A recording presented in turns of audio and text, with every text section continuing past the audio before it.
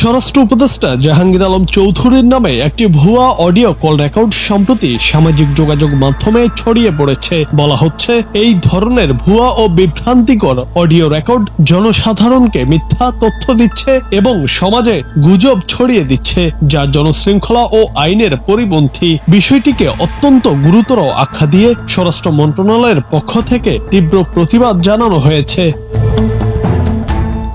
শনিবার স্বরাষ্ট্র মন্ত্রণালয়ের জনসংযোগ কর্মকর্তা ফয়সাল হাসান বিষয়টি নিশ্চিত করেন। তিনি জানান, অডিওটি সম্পূর্ণ ভুয়া এবং এতে ব্যবহৃত কণ্ঠ স্বরাষ্ট্র উপদেষ্টার নয়। সচেতন যে কেউই সহজেই বুঝতে পারবেন এটি বিকৃত বা কৃত্রিমভাবে তৈরি কণ্ঠ। একাধিক ভুয়া ফেসবুক আইডি থেকে ছড়িয়ে পড়া সেই অডিওতে স্বরাষ্ট্র উপদেষ্টাকে ভিভি নূরের বিষয়ে এক অজ্ঞাত পরিচয় পুলিশ কর্মকর্তাকে নির্দেশনা দিতে শোনা যায় বলে দাবি করা হচ্ছে। স্বরাষ্ট্র মন্ত্রণালয় জানিয়েছে, দায়ীদের চিহ্নিত করে তাদের বিরুদ্ধে কঠোর আইনানুগ ব্যবস্থা নেওয়া হবে।